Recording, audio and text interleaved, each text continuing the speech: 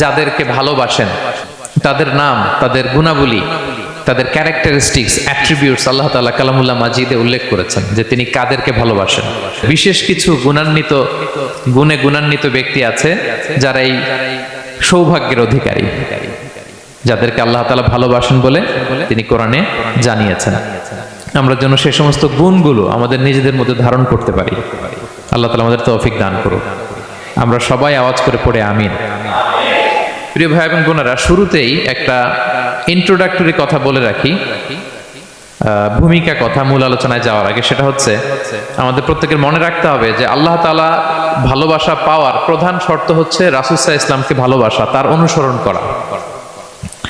This is the first and foremost reminder tonight. আজকের প্রথম reminder এটা যে আমরা যে আল্লাহর ভালোবাসা পেতে চাই, এটার প্রধানতম শর্ত হচ্ছে আল্লাহ রাসূল সাল্লাল্লাহু আলাইহি ওয়াসাল্লামের অনুসরণ করতে হবে। ওনার অনুসরণ বাদ দিয়ে আল্লাহর ভালোবাসা কোশ্চিনকালেও পাওয়া যাবে না। যে আয়াত দিয়ে সূরাত আলে ইমরানের 31 নম্বর আয়াত দিয়ে আমি আমার আলোচনা শুরু করেছিলাম, এই আয়াতে আল্লাহ তাআলা খুব স্পষ্ট করে বলছেন, কুল ইন কুনতুম তুহিব্বুনাল্লাহা ফাত্তাবিউনি ইউহিব্বুকুমুল্লাহ।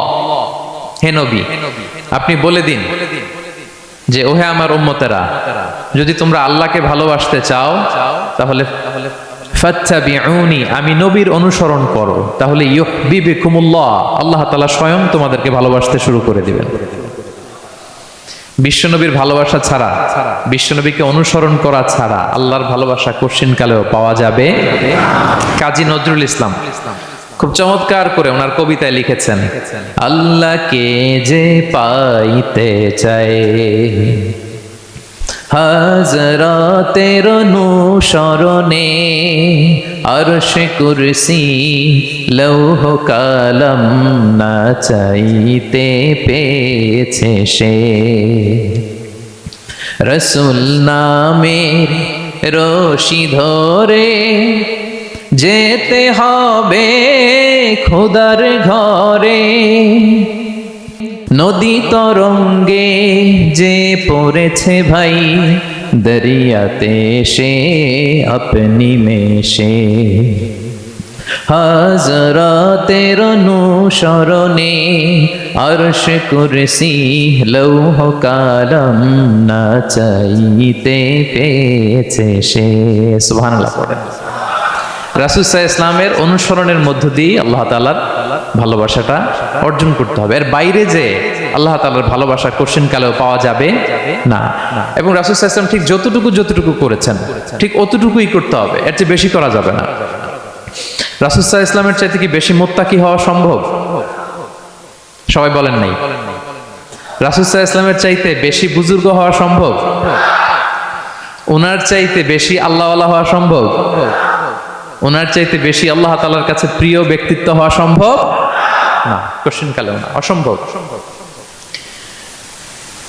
রাসূল সাল্লাল্লাহু আলাইহি ওয়াসাল্লামের সময়কালে কিছু সাহাবারা রাসূল সাল্লাল্লাহু আলাইহি ওয়াসাল্লামের স্ত্রীদের কাছে জানতে চেয়েছিল যে উম্মুল মুমিনিন, আপনারা বলুন যে রাসূল সাল্লাল্লাহু আলাইহি ওয়াসাল্লামের আমল কেমন ছিল? আমরা তো মসজিদে দেখি, বাইরে দেখি, ঘরে ওনার আমল কেমন আমাদের জানতে বড্ড মনে চায়।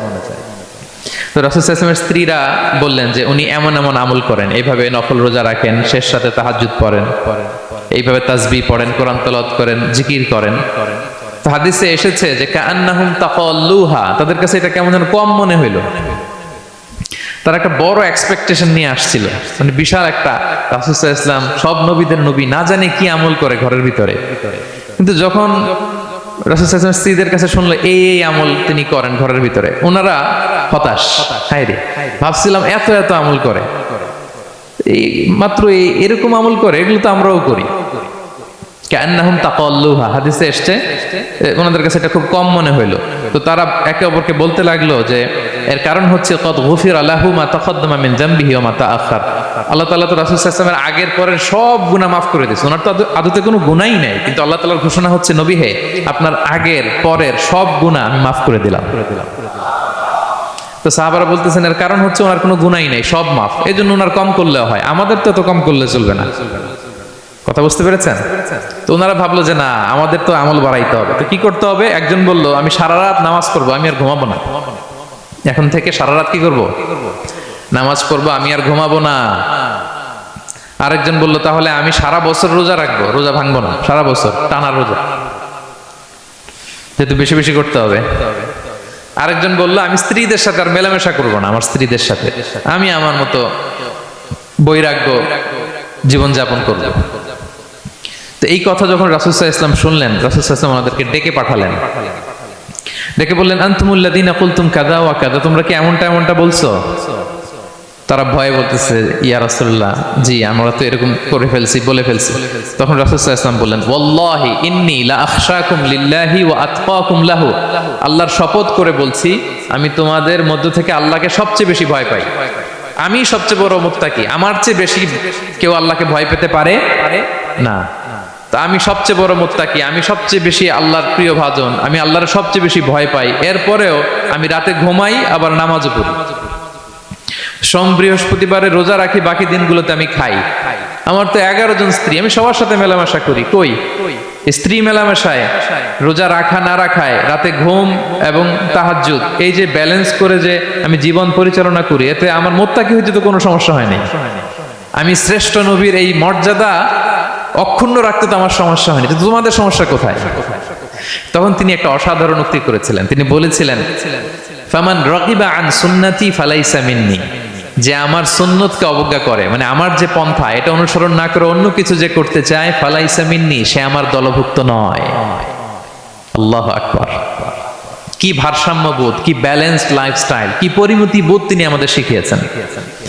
তাহলে বোঝা গেল সারা রাত ইবাদত করলেই ওইটা শ্রেষ্ঠ ইবাদত হয় না, কারণ রাসূল সাল্লাল্লাহু আলাইহি ওয়াসাল্লাম ঘুমাতেন আবার ইবাদত করতেন, স্ত্রীদের সাথে মিলতেন, সামাজিক কাজ করতেন, মাঝে মাঝে নফল রোজা রাখতেন, মাঝে মাঝে অনেকদিন রাখতেন না। This is balance, this is Islam, এবং এর চেয়ে শ্রেষ্ঠ ইসলাম আর হতে পারে না। তার মানে বোঝা গেল রাসূল সাল্লাল্লাহু আলাইহি ওয়াসাল্লামের চাইতে যদি এক কাঠি বেশি বোঝেন আপনি, এটা ইসলাম হবে? এটা হবে বাড়াবাড়ি, ঠিক কি না? রাসূল সাল্লাল্লাহু আলাইহি ওয়াসাল্লাম যেমনটি করেছেন ঠিক তেমনটি করার নাম ইসলাম, এবং এভাবেই আল্লাহ তাআলার ভালোবাসা পাওয়া সম্ভব, এছাড়া পাওয়া সম্ভব।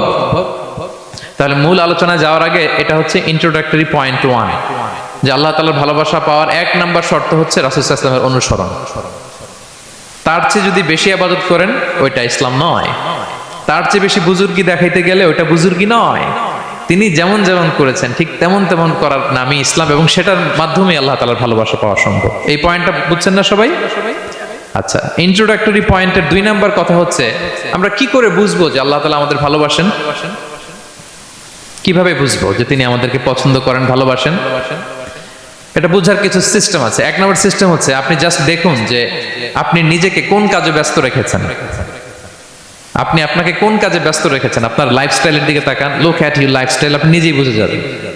আপনি যদি দেখেন যে না আপনার ভালো ভালো কাজে আপনার ব্যস্ততা, আপনার এঙ্গেজমেন্ট ভালো লোকদের সাথে, আপনার সার্কেলটা ভেরি গুড সার্কেল, ভালো কাজে আপনার মন টানে, আপনি ভালো কাজ করেন, যদি আপনার কার্যক্রম এরকম হয় তাহলে বুঝে নেবেন আল্লাহ তাআলা আপনাদেরকে ভালোবাসেন, আলহামদুলিল্লাহ। আর যদি দেখেন না যত আকাম কুকাম আছে ওইটার সবার আগে আপনি, যেই কাজে আল্লাহর ক্রোধ আসে, আল্লাহ রাগ হয়ে যান, যেই কাজ ইসলামে করার নিষেধ, যেটাতে তার অসন্তুষ্টি, ওই কাজে আপনার এঙ্গেজমেন্ট, ইনভলভমেন্ট, আপনার সার্কেলগুলোও এরকম, তাহলে বুঝে নেবেন আল্লাহ ভালোবাসা এই মহা সৌভাগ্য আপনার কপালে জোটে নাই। তাহলে এটা হচ্ছে একটা সিস্টেম। আল্লাহ আপনাকে ভালোবাসেন কিনা এভাবে বুঝবেন যে আপনি নিজেকে কোন কাজে ব্যস্ত রেখেছেন, একটু দেখুন, আপনি মিলাতে পারবেন। 2 নম্বর পদ্ধতি হচ্ছে এটা বোঝার যে তিনি আমাকে ভালোবাসেন কিনা, সেটা হচ্ছে পৃথিবীবাসী আপনাকে ভালোবাসে কিনা এটা একটু দেখেন। এই পৃথিবীর ভালো মানুষগুলোর কাছে আপনার একটা গ্রহণযোগ্যতা আছে কিনা এটা দেখেন, এটা দেখলে আপনি বুঝতে পারবেন। সহিহ মুসলিমের একটা ছোট্ট হাদিস শেয়ার করি। রাসূল সাল্লাল্লাহু আলাইহি ওয়াসাল্লাম বলেছেন যে ইন্নাল্লাহা ইযা আহাব্বা আবদান দাআ জিবরিল ফাকালা ইন্নী উহিব্বু ফুলানান ফাআহিব্বা।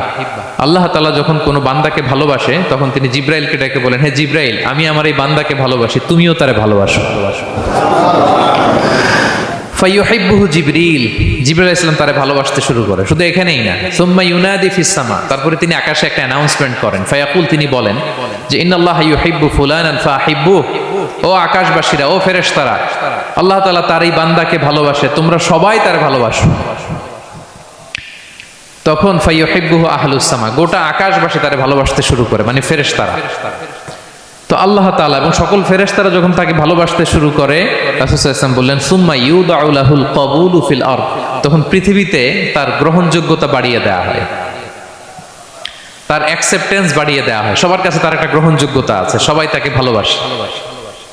এটা হচ্ছে একটা পদ্ধতি যে আল্লাহ তাআলা আপনাকে ভালোবাসে কিনা আপনি নিজেই বুঝবেন, যে পৃথিবীবাসী আপনাকে ভালোবাসে কিনা, আপনার কলিগরা আপনাকে ভালোবাসে কিনা, আপনার বন্ধুরা আপনাকে ভালোবাসে কিনা, আপনার নেইবররা আপনাকে ভালোবাসে কিনা, পৃথিবীর ভালো মানুষগুলোর কাছে আপনার গ্রহণযোগ্যতা আছে কিনা। যদি থাকে বুঝবেন আল্লাহ তাআলা আপনাকে ভালোবাসেন, ঠিক কিনা? আল্লাহ তাআলা আমাদেরকে যেন ওই কাতারে শামিল করেন, আমরা পড়ি আমিন। তাহলে আলোচনার টপিক আল্লাহ তাআলা যাদেরকে ভালোবাসেন। শুরুতে আমরা জানলাম ভালোবাসার পদ্ধতি হচ্ছে, প্রক্রিয়া হচ্ছে একটাই, রাসূল সাল্লাল্লাহু আলাইহি ওয়াসাল্লামের পুঙ্খানু অনুসরণ, তার চেয়ে বেশিও না কমও না, হুবহু অনুসরণ, ঠিক কিনা?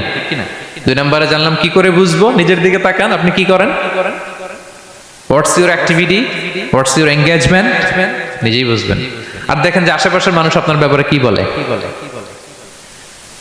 পৃথিবীবাসী যদি আপনার পছন্দ করে, তার মানে আল্লাহ তাআলাও আপনারে পছন্দ করে। সবাই বুঝতে পেরেছেন? আচ্ছা, এবার সরাসরি কোরআনে চলে যাই, মূল টপিক বিশ্লেষণে। আল্লাহ তাআলা অনেক শ্রেণীর ব্যক্তিকে ভালোবাসেন বলে তিনি ঘোষণা করেছেন। তিনি বলেছেন যে আমি তাদেরকে ভালোবাসি। এর মধ্যে 1 নাম্বার হচ্ছে আল মুহসিনুন। একটু আমার সাথে সাথে বলেন, আল মুহসিনুন।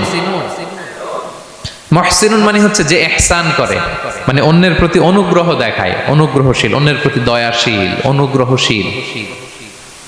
এই সমস্ত বান্দাদের আল্লাহ ভালোবাসেন। আল্লাহ বলেন ওয়া আনফিকু ফি সাবিলিল্লাহি ওয়া লা তুলকু বিআইদিকুম ইলা তাহলুকা ওয়া আহসিনু ইন্নাল্লাহা ইউহিব্বুল মুহসিনিন। তিনি বলেন যে তোমরা আল্লাহর রাস্তায় দান করো আর নিজেরা নিজেদেরকে ধ্বংসের মুখে ঠেলে দিও না, আর তোমরা ইহসান করো অন্যের প্রতি, কারণ ইন্নাল্লাহা ইউহিব্বুল মুহসিনিন, আল্লাহ তাআলা মুহসিনিনদের ভালোবাসেন, মানে যারা অন্যের প্রতি অনুগ্রহ দেখায়, অন্যের প্রতি দয়া পরবশ, তাদেরকে আল্লাহ ভালোবাসেন। সুবহানাল্লাহি ওয়া বিহামদিহি। তাহলে পেয়ে গেলাম, মিলায় নেন যে অন্যের প্রতি সফট কর্নার, অন্যের প্রতি দয়া, অনুকম্পা, হেল্পিং হ্যান্ড, হেল্প করার মানসিকতা, অন্যের দুঃখে কাদা, এই মাইন্ডসেট, এই মেন্টালিটি আমাদের আছে কিনা একটু মিলিয়ে নেন। না থাকলে রিমাইন্ডার হিসেবে নেন যে আমরাও যেন মুহসিনুনদের কাতারে শামিল হতে পারি। ইহসান এটা অনেক বড় তাবাকার একটা আমল। ইবাদতেও ইহসান লাগবে, ইবাদতের বাইরে সামাজিক কর্মকাণ্ড, রাষ্ট্রীয় কর্মকাণ্ড, সব কাজে আল্লাহ তাআলা এই ইহসানকে আবশ্যক করেছেন। অনুগ্রহ, অন্যদের প্রতি অনুগ্রহশীল হওয়া। ইবাদতে ইহসানটা কেমন? সাইয়েদনা জিবরাইল আলাইহিস সালাম রাসূল সাল্লাল্লাহু আলাইহি ওয়াসাল্লামকে জিজ্ঞেস করেছিলেন যে ইয়া রাসূলুল্লাহ ফাখবিরনি আনিল ইহসান, ইহসান আবার কি, আমাকে একটু বলেন। তো ইবাদতে ইহসানটা কেমন? রাসূল সাল্লাল্লাহু আলাইহি ওয়াসাল্লাম বললেন যে ইহসান হচ্ছে আন তা'বুদাল্লাহা কাআন্নাকা তারাহু ফা ইন লাম তাকুন তারাহু ফা ইন্নাহু ইয়ারাক। তুমি এমন ভাবে ইবাদত করবে, তুমি ভাববে যে তুমি আল্লাহকে দেখছো, তুমি আল্লাহকে দেখে দেখে ইবাদত করতেছো, এরকম ভাবো না একটু। আর এটা ভাবতে যদি কষ্ট হয়, অন্তত এতটুকু তো ভাবো যে আল্লাহ তোমায় দেখছেন। এতটুকু ভাবা যাবে না? আমরা যখন নামাজ পড়ি, আমাদের প্রত্যেকটা সালাতের মুহূর্তে আমাদের এটা ভাবতে হবে যে আল্লাহ তাআলা কিন্তু আমাকে দেখছেন। এই যে আমি ফিস ফিস করে সুবহানা রাব্বিয়াল আলা পড়ি, সুবহানা রাব্বিয়াল আযীম পড়ি, আমি তাসবিহ পড়ি, আমার রুকু সেজদা সবকিছু আমার আল্লাহ দেখছেন। এই সেন্স, এই অনুভূতি যদি আপনার মধ্যে থাকে, এটাই হচ্ছে ইবাদতের ইহসান। আর ইবাদত ছাড়া আমাদের দৈনন্দিন কাজ, পারিবারিক কাজ, সামাজিক কাজ, এই সমস্ত কাজেও কিন্তু আল্লাহ তাআলা ইহসানকে আবশ্যক করেছেন। প্রিয় ভাই এবং বোনেরা, অন্যের প্রতি অনুগ্রহ করাটাকে তিনি কি করেছেন? আবশ্যক করেছেন। একটা ছোট্ট হাদিস শুনি। হাদিসে রাসূল সাল্লাল্লাহু আলাইহি ওয়াসাল্লাম ইরশাদ করছেন যে ইন্নাল্লাহা তাবারাকা ওয়া তাআলা কাতাবাল ইহসানা আলা কুল্লি শাই।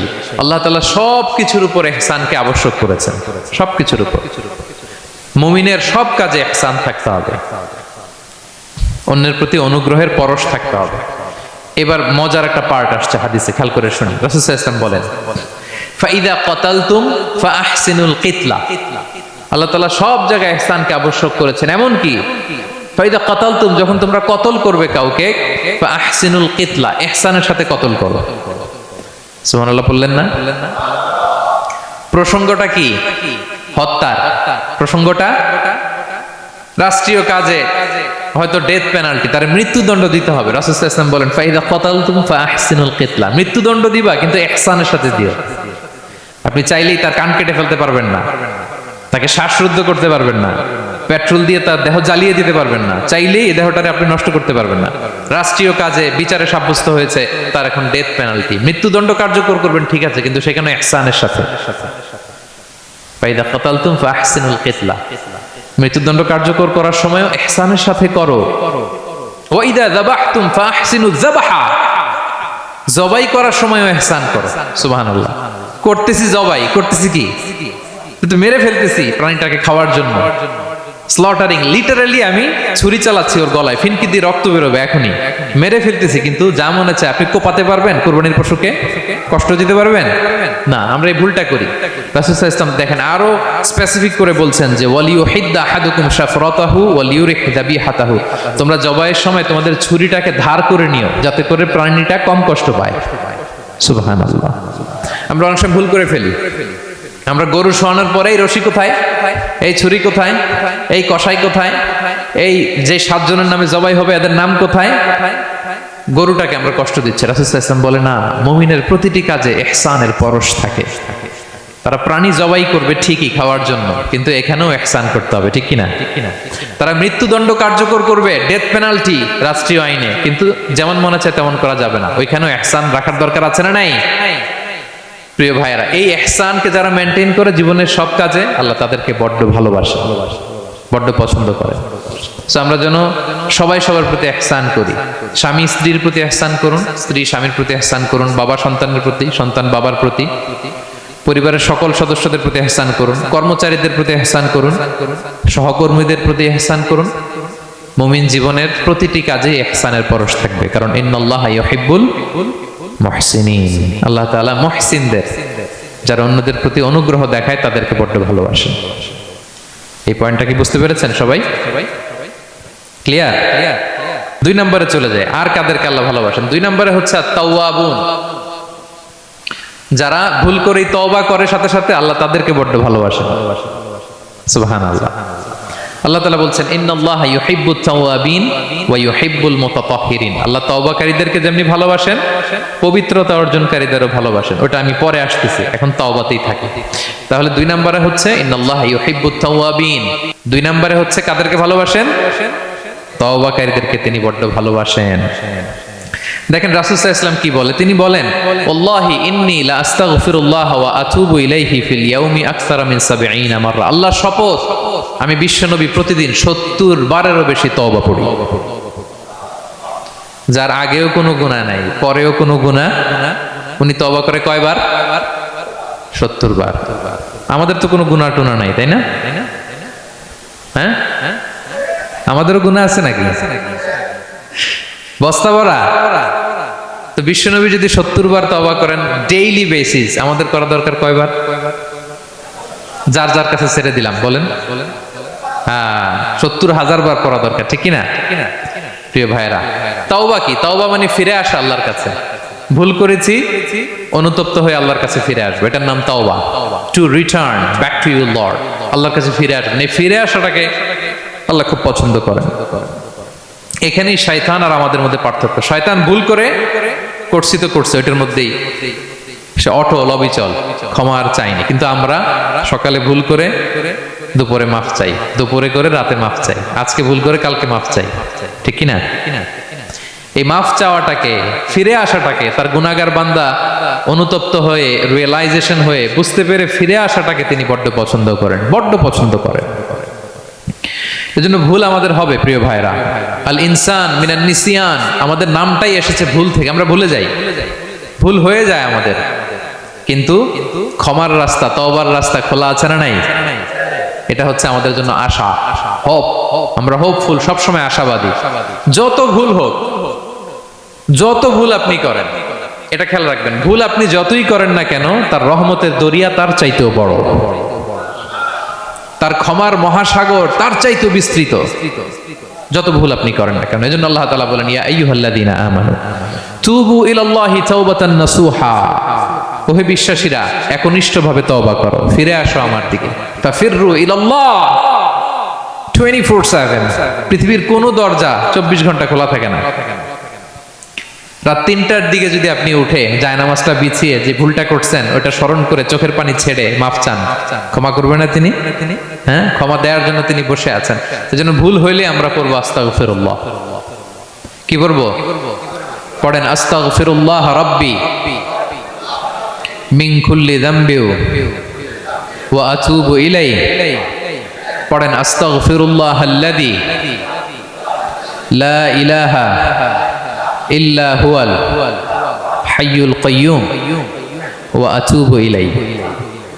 এটা পড়ে আল্লাহর কাছে ফিরে আসবেন, অনুতপ্ত হবেন, আল্লাহ ভুল করে ফেলেছে, আল্লাহ তুমি ক্ষমা করো, আল্লাহ তুমি ক্ষমা করো, আল্লাহ আমরা ভুল করে ফেলেছি। ভুল সবাই করে, কে না করে? হ্যাঁ, কুল্লু ইবনে আদম খাত্তা। বিষ্ণু বলেন তোমরা সবাই ভুলকারী, কিন্তু ওয়া খায়রুল খাত্তাইনা আত-তাওয়াবুন, এই ভুলকারীদের মধ্যে শ্রেষ্ঠ যে ভুল করেই তওবা করে। তওবা করতে রাজি আছেন তো? সবাই রাজি আছেন? আমার প্রিয় ভাইরা, এই তওবার দৃশ্যটা দেখতে আল্লাহ বড্ড পছন্দ করেন।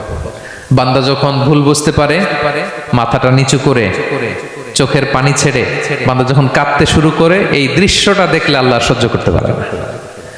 আল্লাহর রহমতের দরিয়ায় জোশ খেলে যায়, বান্দা যা চায় আল্লাহ তাই দিয়ে দেয়। তখন চোখের পানির এত বড় পাওয়ার। এজন্য আমরা ভুল করে যেন অটল না থাকি, আল্লাহর কাছে যেন ক্ষমা চাই, আমরা যেন ফিরে আসি তার দরবারে। তার দরবার সবসময় খোলা, এবং তিনি এই তওবার বা ফিরে আসার দৃশ্যটা দেখতে কত পছন্দ করেন শোনেন। রাসূল সাল্লাল্লাহু আলাইহি ওয়াসাল্লাম বলেন, ওয়াল্লাযী নাফসি বিয়াদিহি, তার শপথ যার হাতে আমার আত্মা, লাউলাম তুযনিবু, তোমরা যদি ভুল না করতে, লা যাহাবাল্লাহু বিকুম, আল্লাহ তোমাদেরকে ধ্বংস করে দিতেন। ওয়ালা জাআ বিকওমিন, আল্লাহ এমন এক জাতি তৈরি করতেন, ইউযনিবুন, ওরা খালি ভুল করত, ফায়াস্তাগফিরুন, আর ক্ষমা চাইতো, ফায়াগফিরুল্লাহু লাহুম, আর আল্লাহ তাদের ক্ষমা করতেন। তোমরা যদি ভুল না করতে, এই বনি আদম, তোমরা যদি ভুল না করতে, তোমাদেরকে আল্লাহ তাআলা ধ্বংস করে এমন একটা গোষ্ঠী বানাইতেন যারা খালি ভুল করতো আর মাফ চাইতো, ভুল করতো আর মাফ চাইতো, আর আল্লাহ মাফ করে দিত। সুবহানাল্লাহ পড়লেন না? গাফিরিয যামবি ওয়া কাবিলিত তাওব, তিনি পাপ মোচন করার জন্যই তো তিনি আমার রব, তওবা কবুল করার জন্যই তো তিনি আল্লাহ সুবহানাহু ওয়া তাআলা, তিনি রব্বে কারীম, তার দয়ার কোনো শেষ নাই, তার মায়ার কোনো শেষ নাই। আমরা যখন তওবা করি, অনুতপ্ত হই, চোখের পানি ছেড়ে যখন কাঁদি, আল্লাহ যে কত খুশি হয় এটার একটা উপমা হাদিসে এসেছে, সহিহ মুসলিমের হাদিস। রাসূল সাল্লাল্লাহু আলাইহি ওয়াসাল্লাম বলেন, লাল্লাহু আশাদ্দু ফারাহান বিতাওবাতি আবদিহি হিনা ইয়াতুবু ইলাইহি, কেউ যখন তওবা করে আল্লাহ কত খুশি হয় জানো? শোনো, ওই ব্যক্তির চাইতে আল্লাহ বেশি খুশি হয়ে যায় যে ব্যক্তি মরুভূমিতে সফরে বেরিয়েছে, সাথে তার বাহন বা উট, ওই উটের মধ্যেই তার পানি বা খাবার, হঠাৎ করে উটটা হারায় গেছে। শুনতেছেন? মরুভূমিতে উট নিয়ে বের হয়েছিল সফরে, উটের মধ্যে তার পানি, তার খাবার, তার বেঁচে থাকার সমস্ত মাধ্যম, কিন্তু হঠাৎ করে উট কি হয়ে গেছে? হারায় গেছে। উট খুঁজে আর পায় না, দৌড়াতে দৌড়াতে হয়রান, কত দৌড়াবে, ধুধু মরু প্রান্তর, কয়েক ঘন্টা দৌড়ালেই তো সে তৃষ্ণার্ত হয়ে মারা যাবে। দৌড়াতে দৌড়াতে হাঁপাতে হাঁপাতে শেষ, জীবনের আশাও শেষ, যে উট যেহেতু পাই নাই, আজকে সারাদিন দৌড়ালে তো তৃষ্ণা আমি মারাই যাব রাতে। তো জীবনের আশা ভরসা শেষ করে হাঁটতে হাঁটতে হাঁপাতে হাঁপাতে হঠাৎ একটা গাছের সন্ধান পেল। ওই গাছের নিচে যে এত ক্লান্ত, তৃষ্ণার্ত, হাঁপাতে হাঁপাতে ঘুমায় গেছে, হতাশ, আমার বাঁচার আর কোনো মাধ্যম নাই, আমার উট হারায় গেছে, ওইখানেই পানি, ওইখানেই খাবার। ক্লান্ত শ্রান্ত হয়ে তৃষ্ণার চোটে ঘুম চলে আসছে। হঠাৎ ঘুম থেকে জেগে ওঠে উটটা পাশেই দাঁড়ায় আছে। ঘুম চলে আসছে, হঠাৎ ঘুম থেকে জেগে ওঠে উটটা পাশেই দাঁড়ায় আছে। যে ওটের উপরে তার পানি এবং খাবার ছিল, পুরা মরুভূমিতে দৌড়াইতে দৌড়াইতে আবার সন্ধ্যাবেলায় এসে মালিকের সামনে দাঁড়ায় আছে। সে ঘুম থেকে উঠি তাড়াতাড়ি করে রশি ধরে ফেলছে উটের। পুরোটা হাদিসের অনুবাদ শোনাচ্ছি। তো উটের রশি ধরে বেচারা এত খুশি, এত খুশি, এত খুশি, যে খুশির চোটে ও বলতে আরম্ভ করছে, আল্লাহুম্মা আনতা আবদি ওয়া আনা রাব্বুক, আল্লাহ তুমি আমার গোলাম, আমি তোমার রব, তুমি দয়া করে এই ওটটা ফিরাই দিছো, আজকে তুমি ওটটা ফিরাই না দিলে আমি তো মরে যেতাম, আল্লাহ প্রশংসা তোমার। খুশির চোটে। কিসের চোটে? খুশির চোটে কথা উল্টায় গেছে। সে এত খুশি, সে আনন্দে এত উদ্বেলিত, এত খুশি, সে বলতেছে আল্লাহ, আল্লাহুম্মা আনতা আবদি, আল্লাহ তুমি আমার গোলাম।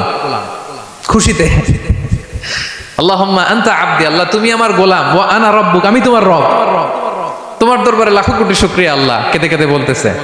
তা আল্লাহ বলে ওইরকম একটা পরিস্থিতিতে যে তার জীবনের আশা ছেড়েই দিয়েছিল, হঠাৎ করে ওট ফিরে পাওয়ার পরে খুশির চোটে সে যখন আমি আল্লাহরে ওর গোলাম বানায় আর ওরে আমার রব বানায়, ওই লোকটা ওই মুহূর্তে ঠিক যত খুশি, আমার কোনো বান্দা তওবা করে যখন আমার কাছে ফিরে আসে, আমি আল্লাহ ওই বান্দার উপর তার চাইতে বেশি খুশি হয়ে যায়। লাল্লাহু আশাদ্দু ফারাহা। ওই ব্যক্তি কত খুশি হইলে আল্লাহর গোলাম বানায়, কত খুশি হইলে সে সেন্স হারায় ফেলে যে আল্লাহ তুমি আমার গোলাম, আমি তোমার রব। কখন বলে? খুশিতে সে মাতোয়ারা। আল্লাহ বলে ওই মাতোয়ারা ব্যক্তি ওই মুহূর্তে যত খুশি, আমার কোনো বান্দা ভুল করে বোঝার পরে যখন চোখের পানি ছেড়ে আমার কাছে তওবা করে, আমি আল্লাহ তার চাইতে বেশি খুশি হয়ে যায়। তওবা করবেন তো? করবেন করবেন। ইন্নাল্লাহা ইউহিব্বুত তাওয়াবিন। আল্লাহ তাআলা তওবাকারীদের বড় ভালোবাসেন। আমার ভাইরা, ভুল হলেই যেন আমরা তওবা করি। কয়টা জানলেন? প্রথমটা কি ছিল? কি করে? ভুলে গেছি। ইহসান করে, মুহসিনুন, যারা অন্যদের প্রতি অনুগ্রহ প্রদর্শন করে।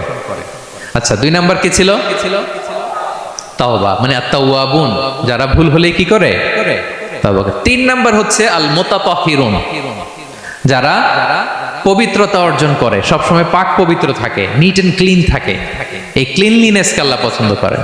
সুবহানাল্লাহ। কি সুন্দর আমাদের ধর্ম, কত চমৎকার আমাদের ইসলাম। রাদিতু বিল্লাহি রাব্বা ওয়া বিল ইসলামি দীনা। আমরা আল্লাহর রব হিসেবে পেয়ে খুশি, ইসলামকে দিন হিসেবে পেয়ে খুশি, ঠিক কি না? 3 নাম্বার হচ্ছে ওয়া ইউহিব্বুল মুতাতাহহিরিন। আল্লাহ তাআলা পবিত্রতা অর্জনকারীদের বড় পছন্দ করেন। মুতাতাহহিরিন, যারা সব সময় পাক পবিত্র থাকে, পরিচ্ছন্ন থাকে, এবং এটা খুব জরুরি। রাসূল সাল্লাল্লাহু আলাইহি ওয়াসাল্লাম বলেছেন না, তুহুরু শাতরুল ঈমান। পবিত্রতা এটা ঈমানের অঙ্গ। কেন ঈমানের অঙ্গ? কারণ নামাজ যার নাই তার ঈমান নাই, আর পবিত্রতা ছাড়া নামাজই হয় না। এজন্য রাসূল সাল্লাল্লাহু আলাইহি ওয়াসাল্লাম বলেছেন পবিত্রতা ঈমানের অঙ্গ। সুবহানাল্লাহ পড়েন। দেখেন নামাজের যে আহকাম আরকান আছে, আহকাম তো বাইরে, নামাজ শুরুর আগে। এর মধ্যে 3টা আহকাম বা 3টা ফরজই হচ্ছে এই পাক পবিত্রতা নিয়ে। ছোটবেলা আপনারা পড়েছেন না, শরীর পাক, কাপড় পাক, নামাজের জায়গা পাক। তার মানে আপনি নামাজে যখন দাঁড়াবেন, আপনার শরীরটা পাক পাক পবিত্র হইতে হবে। আপনি যে ড্রেস গায়ে দিয়ে নামাজে দাঁড়ালেন, এটা পবিত্র হইতে হবে। যেই জায়গাটাতে আপনি নামাজের জন্য দাঁড়ালেন, ওই জায়গাটা পবিত্র হতে হবে। এই 3টা জায়গা পবিত্র কিনা আপনাকে এনশিওর করে আল্লাহু আকবার, তার আগে আল্লাহু আকবার বললে হবে? হবে না। এজন্য ইসলাম হাতে ধরিয়ে ধরিয়ে আমাদেরকে পবিত্র হওয়ার পদ্ধতি শিক্ষা দিয়েছেন। রাসূল সাল্লাল্লাহু আলাইহি ওয়াসাল্লাম যখন এগুলো শিখাতেন, মুশরিকরা হাসতো, হায় রে কেমন নবী তোমাদের, কিভাবে টয়লেটে যাইতে হয় এটাও শিখায়। সাহাবারা বলতেন, হ্যাঁ আমাদের নবী ধরে ধরে আমাদের শিখায় যে টয়লেটে ঢুকতে বাম পা, বেরোতে ডান পা, ঢোকার আগে দোয়া, ওয়ালা তাস্তাকবিলুল কিবলা, কিবলামুখী হওয়া যাবে না, ঢিলা ইউজ করলে 3টা ইউজ করো, বেজর করো, প্রতিটা জিনিস কি করে ওযু করতে হয়, কি করে তায়াম্মুম করতে হয়, কি করে ফরজ গোসল করতে হয়, আমার নবী ধরে ধরে আমাদের শিখিয়েছেন, ঠিক কি না? ধরে ধরে শিখিয়েছেন। কিভাবে ওযু করবেন, রাসূল সাল্লাল্লাহু আলাইহি ওয়াসাল্লাম গামলা নিয়ে তিনি দেখিয়েছেন। কিভাবে তায়াম্মুম করবেন, মাটিতে বাড়ি দিয়ে তায়াম্মুম করে দেখিয়েছেন। কেমন করে মেসওয়াক করবেন দেখিয়েছেন। কিভাবে আতর ইউজ করবেন দেখিয়েছেন। ক্লিনলিনেসের যত দিক হতে পারে সব বিশ্বনবী আমাদের শিখিয়েছেন। এমনকি কালামুল্লাহ মাজিদে আল্লাহ তাআলা আমাদেরকে সুস্পষ্ট জানিয়েছেন, ইয়া আইয়ুহাল্লাযীনা আমানু ইযা কুমতুম ইলা সলাতি ফাগসিলু উজুহাকুম। যখন নামাজে দাঁড়াবা আগে ওযু করো। ফাগসিলু উজুহাকুম, যারা আরবি বোঝেন, আগে মুখ ধুয়ে নাও। ওয়া আইদিয়াকুম ইলাল মারাফিক, তারপরে 2 হাত কোণী পর্যন্ত ধুয়ে নাও। ওয়ামসাহু বিরুউসিকুম, তারপর মাথা মাসে করে নাও। ওয়া আরজুলাকুম ইলাল কাবাইন, এরপরে টাকনু পর্যন্ত 2 পা ধুয়ে নাও। ওযু হয়ে গেল না? হয়েছে না? এবার ধরে ধরে আমাদেরকে শেখানো হয়েছে। যদি গোসল ফরজ হয়, ওয়া ইন কুনতুম জুনুবান ফাত্তাহহারু, গোসল ফরজ হলে গোসল করে নাও। এখন ওযু গোসলের জন্য পানি নাই, তো ওযু আর গোসলের জন্য যদি পানি না থাকে, ফালাম তাজিদু মাআন ফাতায়াম্মামু সাঈদান তাইয়্যিবা, পবিত্র মাটি দিয়ে তায়াম্মুম করো। দেখেন ওযুও শিখাইলো কোরআন, তায়াম্মুমও শিখাইলো কোরআন। পাক পবিত্র হওয়ার, ক্লিনলিনেসের যত আয়োজন আছে সব আল্লাহর কোরআনে আছে না নাই? সব আল্লাহ তাআলা আমাদেরকে জানিয়ে দিয়েছেন। এবং আম্মা জান আয়েশা রাদিয়াল্লাহু তাআলা আনহা আল্লাহ রাসূল সাল্লাল্লাহু আলাইহি ওয়াসাল্লামকে জিজ্ঞেস করেছিলেন, ইয়া রাসূলুল্লাহ, কিয়ামতের দিন এত নবীর উম্মত, কোটি কোটি মানুষ, আপনি আপনার উম্মতকে চিনবেন কি করে? এত মানুষ থাকবে, আপনি কি করে চিনবেন? রাসূল সাল্লাল্লাহু আলাইহি ওয়াসাল্লাম বললেন, ইন্না উম্মতি ইয়াতুনা ইয়াউমাল কিয়ামাতি গুররাম মুহাজ্জালিনা মিন আসারিল wudu। তিনি বললেন, অজুর চিহ্ন দেখে আমি আমার উম্মত চিনব। আমার যে সমস্ত উম্মতেরা অজু করে নামাজ পড়েছে, অজুর পানি তাদের গায়ের যেই যেই জায়গায় লেগেছে, এই জায়গাগুলো কিয়ামতের দিন রেডিয়াম বাতির মতো জল জল জল জল করে জ্বলতে থাকবে। আমি এটা দেখে চিনে ফেলবে আমার উম্মত নামাজি, পাক্কা নামাজি। আল্লাহু আকবার। এবং অতিরিক্ত পবিত্রতা অর্জনের জন্য কিছু সাহাবীদেরকে আল্লাহ স্পেশালি কোরআনে অ্যাপ্রিশিয়েট করেছেন। তারা হচ্ছে মসজিদে কোবা পল্লীর আশেপাশে যে সাহাবারা, তারা অতিরিক্ত পবিত্রতা অর্জন করতেন। আল্লাহ তাআলা বলেন, ফিহি রিজালুন ইউহিব্বুনা আন ইয়াতাতাহহারু। এই মসজিদে কোবার আশেপাশে এমন কিছু মুসল্লি আছে যারা পছন্দ করে পবিত্রতা অর্জন করতে, বেশি পবিত্রতা অর্জন করতে তারা পছন্দ করে। আর ওয়াল্লাহু ইউহিব্বুল মুত্তাহিরিন, আল্লাহ তাআলা অতিরিক্ত পবিত্রতা অর্জনকারীকে ভালোবাসেন, পছন্দ করেন। সুবহানাল্লাহ পড়েন। তো তাদের প্রশংসা যখন আল্লাহ তাআলা কোরআনে করলেন, বিষ্ণু সাল্লাল্লাহু আলাইহি ওয়াসাল্লাম তাদেরকে ডাকলেন, বললেন, ও কোবাপল্লীর সাহাবীরা, ঘটনা কি? তোমাদের নাম বিশেষভাবে আল্লাহ তাআলা কোরআনে উল্লেখ করেছে যে ফিহি রিজালুন ইউহিব্বুনা আন ইয়াতাতাহহারু। কি তোমাদের এমন গুণ? তোমরা কিভাবে পবিত্রতা অর্জন করো? তারা বলতে আরম্ভ করলো যে নাতাওয়াদ্দাউ লিস-সালাহ, আমরা নামাজের সময় ওযু করি, ওয়া নাগতাসিলু মিনাল জানাবা, গোসল ফরজ হলে গোসল করি, ওয়া নাস্তানজি বিল মা, আর পানি দিয়ে ইস্তেনজা করি। সুবহানাল্লাহ। এই পানি দিয়ে ইস্তেনজা করাটা আল্লাহ পছন্দ করেছেন। ওনাদের সময় ওনারা পানি দিয়ে ইস্তেনজা করতো না, পাথর দিয়ে, ঢিলা দিয়ে তারা ক্লিন হয়ে যেত। এর কারণ হচ্ছে তাদের খাদ্য প্রক্রিয়াটা এমন ছিল, ড্রাই ফ্রুট খেত তো, খেজুর, গোশত, রুটি, তো তাদের স্টুলটা ওইরকম হইতো। আরবের লোকদের অনেকের এই স্টুলটা এরকম হয়। যেমন আমাদের যখন কখনো কোষ্ঠকাঠিন্য হয়, তখন দেখবেন যে আমাদেরও এরকম হয়। তা আমরা যখন স্টুল পাস করি, তখন আমাদের এই পায়ুপথটা মূলত বেরিয়ে আসে, স্টুল পাস করে আবার পায়ুপথ আমাদের দেহের ভেতরে চলে যায়। ফলে যখন কারো কোষ্ঠকাঠিন্য হয়, তখন দেখা যায় যে তারা টিস্যু ইউজ করা লাগে না। আমাদেরও কখনো কখনো এরকম হয় না? হয়। তো ওনাদের সারা বছর একই রুটিন, ওনাদের আসলে টিস্যু ইউজ করা লাগে না, আমাদের স্টুলটাই এরকম। কিন্তু এরপরেও ওই সাহাবারা এক্সট্রা পানি ইউজ করতেন। আমরা যেমনি কল ঘোরালেই পানি, ওই সময় পানি এত অ্যাভেলেবল ছিল না, সপ্তাহে একদিন গোসল করার সুযোগ পেতেন। পানি মানে এটা গোল্ডের মতো দাম, ডায়মন্ডের মতো দাম পানি মরুভূমিতে। তো তারা বলে ওয়ানাস্তানজি বিল মা, আমরা পানি জমিয়ে রাখি, সেই পানি দিয়ে ইস্তেনজা করি। রাসূল সাল্লাল্লাহু আলাইহি ওয়াসাল্লাম বললেন, ক্বালা ফাহুয়া যাক ফাআলাইকুম, তাহলে এটাই সেই কারণ, এটাই সেই কারণ। এজন্যই আল্লাহ তাআলা স্পেশালি কোরআনের ভেতরে তোমাদের নাম তুলে দিয়েছেন। পড়ুন সুবহানাল্লাহ। আমরা যেন এই পবিত্রতাকে গুরুত্ব দেই প্রিয় ভাইরা, কারণ আল্লাহ তাআলা তিনি বলছেন, ইন্নাল্লাহা ইউহিব্বুত তাওয়াবিন, তিনি তাওবাকারীদের যেমনি ভালোবাসেন, ওয়া ইউহিব্বুল মুতাতাহহিরিন, তিনি পবিত্রতা অর্জনকারীদেরকে ভালোবাসেন। আমরা যেন ওযু করার সময় খুব ভালোভাবে করি। রাসূল সাল্লাল্লাহু আলাইহি ওয়াসাল্লাম যখন বললেন অজুর পানি যেখানে লাগে ওটা জল জল করে জ্বলবে, তো আবু হুরায়রা রাদিয়াল্লাহু তাআলা আনহু হাত তো ধুইতে হয় কোনি পর্যন্ত, উনি এতটুকু ধুইতেন। উনি বলতেন যে কিয়ামতের দিন আমার হাত এতটুকু পর্যন্ত জল জল করবে। কি মাইন্ডসেট ওনাদের! সুবহানাল্লাহ বিহামদিহি। সো আমরা যেন এই ক্লিনলিনেসের সর্বোচ্চ নাজরানা পেশ করি, সর্বোচ্চটা যেন আমরা সবসময় মেসওয়াক করা, পারফিউম ইউজ করা, অজু গোসল যেন আমরা করি। ফলে আমরা মুতাতাহহিরিন, পবিত্রদের অন্তর্ভুক্ত হতে পারবো। আর আল্লাহ তাআলা পবিত্রদের বড্ড ভালোবাসেন। বুঝতে পেরেছেন? তাহলে এক নম্বরে মুহসিনুন, যারা ইহসান করে; দুই নম্বরে যারা তাওবা করে; তিন নম্বরে যারা পবিত্র থাকে; চার নম্বরে আল মুত্তাকুন, যারা আল্লাহ তাআলাকে ভয় পায়। আল্লাহ তাআলা বলছেন, বালা মান আওফা বিআহদিহি ওয়াত্তাকা ফাইন্নাল্লাহা ইউহিব্বুল মুত্তাকিন। হ্যাঁ, যারা ওয়াদা রাখে, আল্লাহকে ভয় করে, আল্লাহ তাআলা এই মুত্তাকিদের বড্ড ভালোবাসেন। মুত্তাকি অর্থাৎ আল্লাহ সচেতনতা, আল্লাহ ভীরুতা যাদের ভেতরে আছে। যে কোনো পরিস্থিতিতে তারা ভাবে যে আল্লাহ তাআলা আমাকে দেখছেন, এই সেন্স, এই অনুভূতি যার মধ্যে আছে সে মুত্তাকি। তা আমরা মানুষের সামনে যেভাবে যেরকম সৎ থাকি, আমরা যদি মানুষের চক্ষুর আড়ালেও সৎ থাকি, তাহলে আমরা মুত্তাকি। বুঝতে পেরেছেন? মুত্তাকির তাকওয়ার অনেক সংজ্ঞা আছে, অনেক সংজ্ঞা। সবচেয়ে সহজ সংজ্ঞা হচ্ছে মানুষের সামনে আমরা যতটা ভালো, আমার প্রাইভেট লাইফেও যদি আমি ততটা ভালো হই তাহলে আমি মুত্তাকি। একটু যোগ বিয়োগ দিয়ে নেন নিজের সাথে নিজে, যে আমি পাবলিকলি যতটা ভালো প্রাইভেটলি ততটা ভালো কিনা। যদি হই তো আমি মুত্তাকি। ওমরে ফারুক রাদিয়াল্লাহু তাআলা আনহু একবার উবাই ইবনে কাবকে বললেন, ইয়া উবাই মা হুয়া তাকওয়া, আল্লাহ কোরআনে এত তাকওয়ার কথা বলেছেন, তাকওয়াটা কি? উনি প্রশ্নের উত্তর না দিয়ে উনিও প্রশ্ন করলেন। উনি বললেন, হাল সালাকতা তরিকান দা শাউক, ইয়া আমিরাল মুমিনিন, আপনি কি কখনো মরুভূমিতে কাঁটাযুক্ত রাস্তা দিয়ে হেঁটেছেন? উনি বললেন, হেঁটেছি। তো কিভাবে হেঁটেছেন? দেখেন কেমনে উত্তর দেয় এক সাহাবী আর এক সাহাবীকে। যেখানে যে রাস্তায় কাঁটা আছে, ক্যাকটাস আছে, গুলমলতা, কিভাবে হেঁটেছেন? তিনি বললেন, ইজতাহাদতু ওয়া তাশাম্মারতু, আমি আমার জুব্বা পাগড়ি খুব আঁটো করে কাপড়টা উপরের দিকে টেনে এমন সাবধানে হেঁটেছি যাতে ক্যাকটাসের কাঁটা আমার গায়ে না লাগে। এই পথটা পাড়ি দিতে খুব সাবধানে, খুব প্রিকশন নিয়ে, এক্সট্রা কশন নিয়ে আমি পার হয়েছি।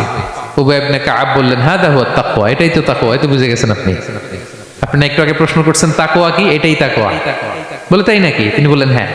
তো তিনি বললেন, দুনিয়ার চলতি পথে ডানে বায়ে এরকম অনেক পাপের হাতছানি আপনাকে স্পর্শ করতে চাইবে। ওই যে কাঁটাযুক্ত রাস্তা দিয়ে আপনি যেভাবে সাবধানে, কাঁটা যাতে গায়ে না লাগে, খুবই প্রিকশন নিয়ে হেঁটেছেন, এই দুনিয়ার পুরো জার্নিটা যদি এইভাবে চালাতে পারেন তাইলেই আপনি মুত্তাকি। সুবহানাল্লাহ বিহামদিহি। আল্লাহ তাআলা বলেন, যাদের মধ্যে এই তাকওয়ার সেন্স আছে আমি তাদেরকে ভালোবাসি। তাকওয়া হচ্ছে কেউ না দেখলেও আল্লাহ দেখেন, এই অনুভূতি। সবার চোখ ফাঁকি দেয়া গেলেও একজনের চোখ ফাঁকি দেয়া যায় না। তিনি কে? এই অনুভূতির নাম হচ্ছে তাকওয়া। আল্লাহ বলেন, ইন্না আকরামাকুম ইনদাল্লাহি আতকাকুম, তোমাদের মধ্যে সবচাইতে আল্লাহর কাছে সম্মানিত ব্যক্তি যার মধ্যে আল্লাহর ভয় বেশি। নাকি আল্লাহ বলছে তোমাদের মধ্যে যে সবচেয়ে বড় বিলিয়নিয়ার সে আল্লাহর কাছে সম্মানিত, দেখতে বেশি সুন্দর সে সম্মানিত, যার জনবল আছে, অর্থবল আছে, লোকবল আছে না। তাকওয়া, তাকওয়া হচ্ছে ক্রাইটেরিয়া। যার তাকওয়া বেশি সে আমার কাছে সম্মানিত। এবং আল্লাহ তাআলা বলেন, ওমাইয়াত্তাকিল্লাহা ইয়াজআল লাহু মাখরাজা ওয়া ইয়ারযুকহু মিন হাইসু লা ইয়াহতাসিব, যে আল্লাহকে সবসময় ভয় পাবে, যে মুত্তাকি, সে কোথাও জীবনে আটকাবে না, কোথাও আটকাবে না। জীবনে কোনো বিপদ আসলে একটা ওয়ে আউট, একটা এক্সিট। মালয়েশিয়াতে তো বলে কেলুয়ার। মালয়েশিয়া কি বলে? এই জীবনে কোথাও আটকাবেন না, আটকাইলেই একটা কেলুয়ার পেয়ে যাবেন। কেলুয়ারের ব্যবস্থা করে দিবে কে? ব্যবস্থা করে দিবেন। আর এমন জায়গা থেকে তিনি রিজিকের বন্দোবস্ত করবেন আপনি কল্পনাও করেন নাই। সুবহানাল্লাহ বিহামদিহি। একজন মুসলমানের সারা জীবনের একটা ইচ্ছা থাকে উমরায় যাওয়ার। যদি এই সুযোগটি আলাদাভাবে আপনাকে করে দেয় এবং উমরার এই সফরের সাথে থাকেন, সুবহানাল্লাহ বিহামদিহি। তাহলে 4 নম্বরে মুত্তাকুন, যারা আল্লাহকে ভয় করে আল্লাহ তাদেরকে ভালোবাসেন। আমরা যেন মুত্তাকিদের কাতারে শামিল হতে পারি। আল্লাহ তুমি তৌফিক দাও। প্রিয় ভাইরা আমার, 5 নম্বরে হচ্ছে আল মুতাওয়াক্কিলুন, যারা আল্লাহর উপর তাওয়াক্কুল করে। আল্লাহ বলে, ফাইদা আযামতা ফাতাওয়াক্কাল আলাল্লাহ ইন্নাল্লাহা ইউহিব্বুল মুতাওয়াক্কিলিন।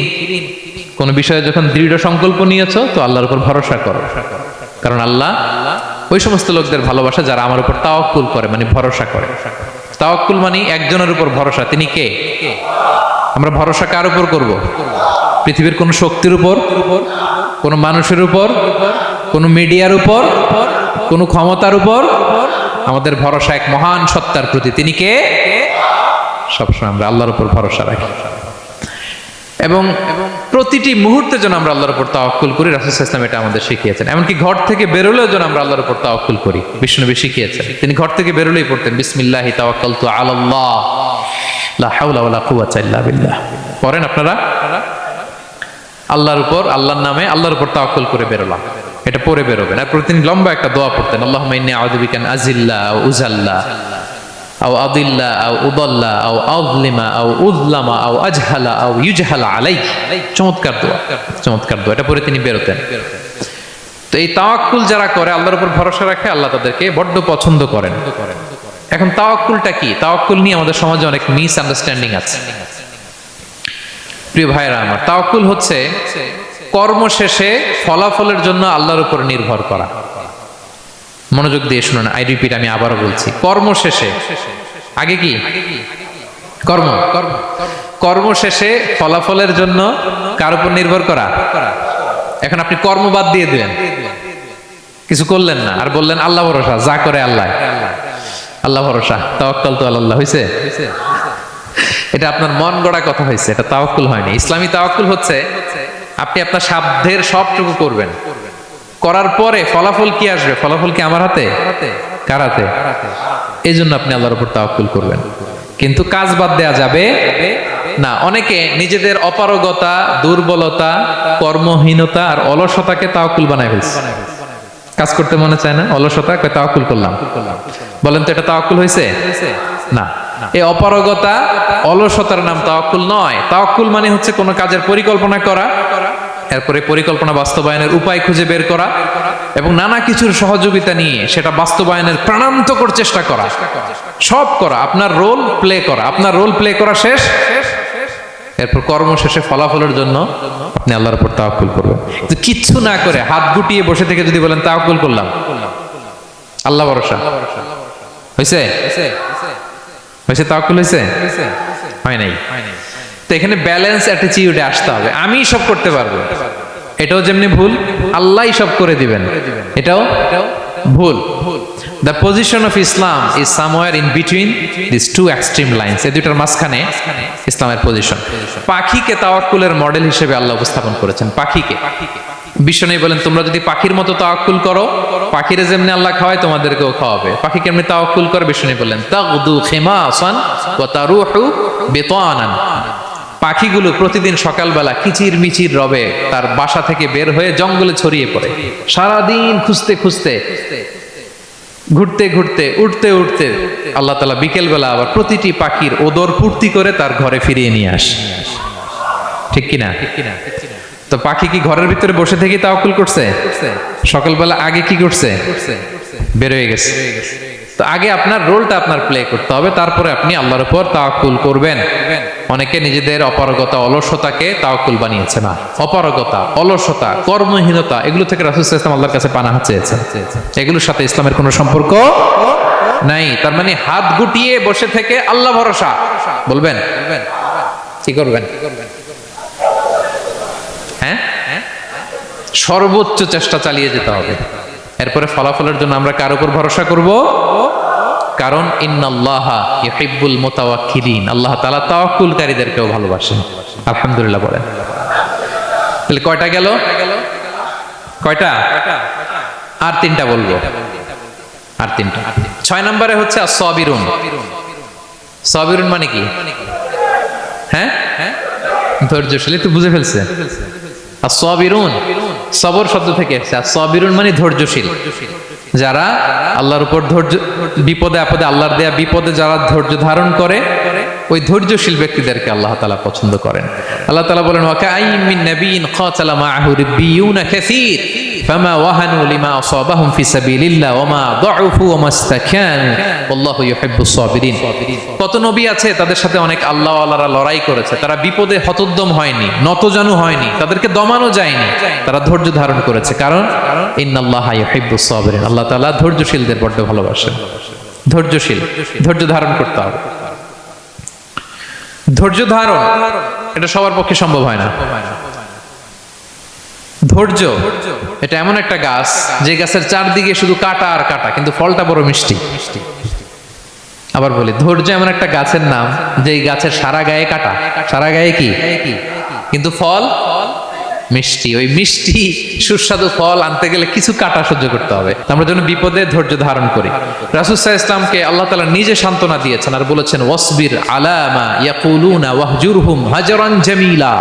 নবী হে, আপনি হেরা গুহা থেকে এমন আলোর বাণী নিয়ে এসেছেন, এমন সংস্কারের কথা নিয়ে এসেছেন, এমন পাওয়ারফুল মেসেজ নিয়ে এসেছেন, এটা সমাজে দিলে সমাজ আপনাকে আলিঙ্গন করবে না, পাথর ছুড়বে, গালি দিবে, ট্যাগ লাগাবে, নানা তকমা দিবে, কিন্তু এগুলোতে পিছপা হওয়া চলবে না। নবী হে, ওয়াসবির, আপনি ধৈর্য ধারণ করুন।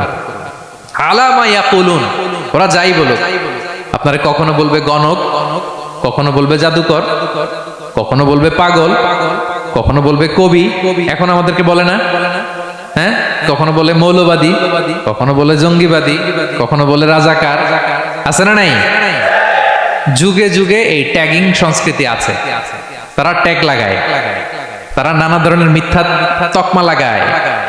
তো আল্লাহ তাআলা আশ্বস্ত করে বললেন, নবী আপনি ভয় পাবেন না, আপনি ধৈর্য ধারণ করুন। ওয়াসবির আলা মা ইয়াকুলুন, তারা যাই বলুক না কেন আপনি সবর ইখতিয়ার করুন, তাদেরকে আপনি ইগনোর করুন, একটু সয়ে যান, একটু সয়ে গেলে রয়ে যাবে, এটা দুনিয়ার নিয়ম। সয়ে গেলে রয়ে যাবে, রয়ে যেতে চাইলে সয়ে যেতে হবে প্রিয় ভাইয়েরা, কারণ আল্লাহ তাআলা ধৈর্যশীলদের বড্ড পছন্দ করেন। এবং রাসূল সাল্লাল্লাহু আলাইহি ওয়াসাল্লাম একটা চমৎকার হাদিস বলেছেন, তিনি বলেছেন আজাবান লিআমরিল মুমিন, মুমিনের ব্যাপারটা বড়ই ইন্টারেস্টিং, বড়ই চমৎকার, এটা মুমিন ছাড়া অন্য কারো হয় না। ব্যাপারটা কেমন? রাসূল বলেন ইন আসাবাতহু সাররাউ শাকারা, মুমিন যখন আনন্দে থাকে তখন মুমিন শুকরিয়া করে। শুকরিয়া করলে সওয়াব আছে না নাই? কারণ শুকরিয়া একটা ইবাদত। আর ওয়াইন আসাবাতহু দাররাউ, মুমিন যখন বিপদে পড়ে দুঃখে থাকে সাবারা, তখন সে ধৈর্য ধারণ করে। ধৈর্য ধারণ করলে সওয়াব আছে না নাই? তো সওয়াব ছাড়া আমাদের আর কিছু আছে? আমি জীবনে হয় সুখী নয় দুঃখী, কি বলেন? আমাদের জীবনের চলতি পথে হয় কখনো আমরা সুখী নয়, সুখের সময় কি করি? শুকর করি। শুকর করলে সওয়াব আছে না নাই? আর দুঃখের সময় কি করি? সবর করি। সবর করলে সওয়াব আছে না নাই? তাহলে হয় শুকর নয় সবর, এই দুইটা ইবাদত মুমিন জীবনে সর্বদা চলমান। কেমন একটা উইন উইন সিচুয়েশন, সুবহানাল্লাহ পড়বেন না? একটা উইন উইন সিচুয়েশন। এজন্য প্রিয় ভাইরা, মাথা গরম করবেন না, কখনোই অস্থির হবেন না, আতঙ্কিত হবেন না, ধৈর্য ধারণ করুন। কারণ ধৈর্য এমন একটা গাছ, চারি গায়ে কাটা কিন্তু ফলটা বড় মিষ্টি। এজন্য আল্লাহ তাআলা বলেন ইন্নাল্লাহা ইউহিব্বুস সাবিরিন, আল্লাহ তাআলা ধৈর্যশীল বান্দাদেরকে পছন্দ করেন। কয়টা গেল? 6টা। 7 নম্বরে আল মুকসিতুন। মুকসিতুন মানে হচ্ছে ন্যায়পরায়ণ, যে ইনসাফের সাথে ফায়সালা করে, যে পার্শিয়ালিটি করে না, হ্যাঁ, 2 নম্বরই করে না। বিচার করতে যে যখন রায় দেয় ন্যায়সঙ্গত ভাবে রায় দেয়, ঘুষ খেয়ে বায়াজ হয়ে কোনো রায় দেয় না, তাদেরকে আল্লাহ পছন্দ করেন। কিন্তু আমাদের বিচার ব্যবস্থার দিকে তাকান, গোটা বিশ্বব্যাপী আছে না নাই? ছোট্ট একটা বিচারেও দেখবেন যে ছোট্ট সালিশ বসছে, এর কাছ থেকে টাকা খেয়ে ওর পক্ষে রায় দিয়ে দেয়, এরকম আছে না নাই? না, আল্লাহ তাআলা তাদেরকে বড্ড অপছন্দ করেন। বরং যারা বায়াজ নয়, যারা পার্শিয়ালিটি করে না, যারা ইনসাফের সাথে ন্যায় ভিত্তিক ফয়সালা করে, আল্লাহ তাদেরকে পছন্দ করেন। আল্লাহ তাআলা বললেন ওয়া ইন হাকামতা ফাহকুম বাইনাহুম বিল কিসত, নবী যখন আপনি বিচার করবেন ন্যায় পরায়ণতার সাথে বিচার করুন, কারণ ইন্নাল্লাহা ইউহিব্বুল মুকসিতিন, আল্লাহ তাআলা ন্যায় পরায়ণদেরকে বড্ড ভালোবাসেন।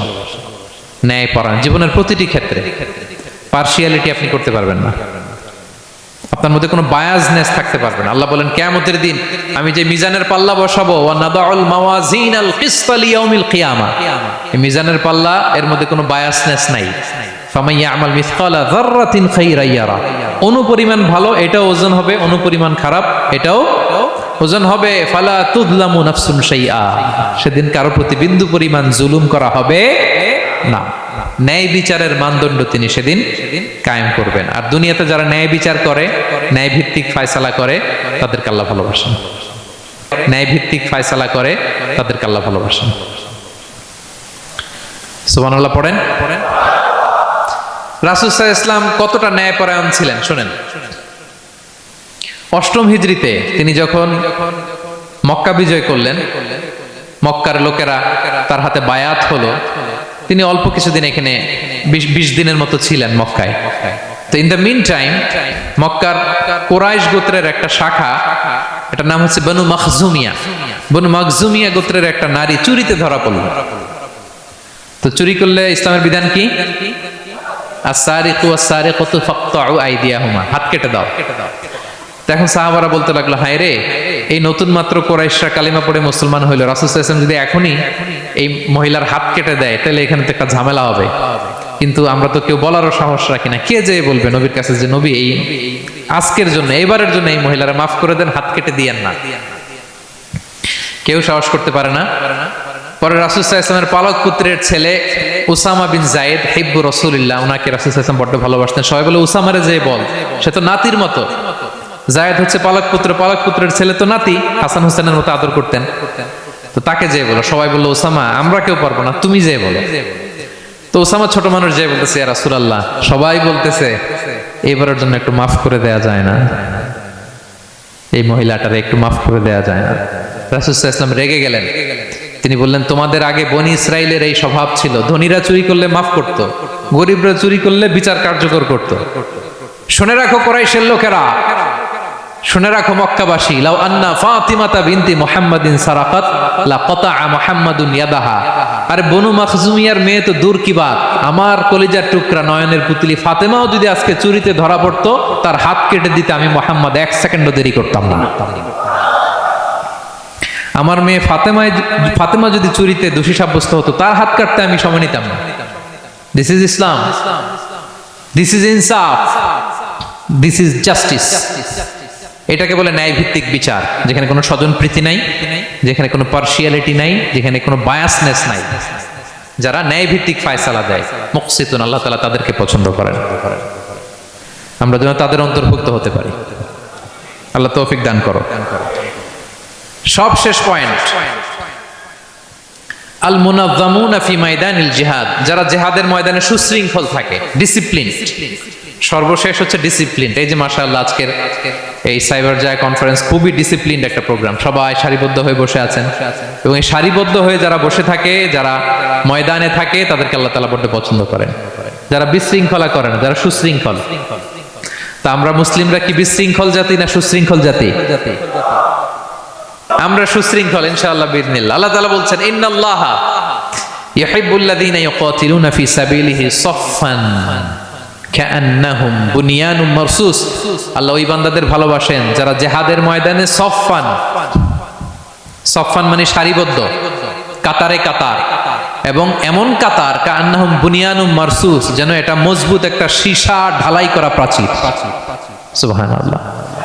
সাহাবারা নামাজের কাতারে পায়ের সাথে পা লাগিয়ে দাঁড়াতেন, কাদের সাথে কাঁধ লাগিয়ে দাঁড়াতেন। পিছন থেকে বিশ্বনবীরে অ্যাটাক করতে গেল 10 মিনিট লাগবে।